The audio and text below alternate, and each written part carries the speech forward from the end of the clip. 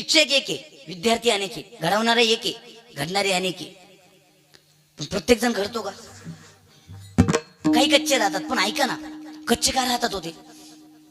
कच्चे का राहतात? हा, कच्चे का राहतात? काहींची परिस्थिती डाऊन असते, त्याच्यामुळे ते मग यशस्वी होत नाही. पण आताच्या काळात परिस्थिती उलटी झाली. ज्याची परिस्थिती नाजूक आहे तेच मोठे झाले, कारण त्यांना परिस्थिती जाणीव आहे. ज्यांना परिस्थिती जाणीव आहे तोच मोठा होतो, इतर तो कोणी मोठा होत नाही, कारण त्याला परिस्थितीत जाण पाहिजे. मग आता जीव कच्चे मडके कस काय राहतात? कच्चे ज्यांना भट्टीच्या बाहेरची हवा लागते का, ते कच्चे राहतात. बाहेरची हवा म्हणजे असेच खिडकी शेजारी बसणारे, माग बसणारे, टिंगल्या करणारे, हा समजून घेत चला. आता 5G नेटवर्क आहे, त्याच्यामुळे जरा उरकत समजलं पाहिजे. कच्चे का म्हणून राहतात? ते माग बसतात, पुढे शिक्षकाला 2-4 शिव्या देतात, मॅडमला 2-4 शिव्या देतात.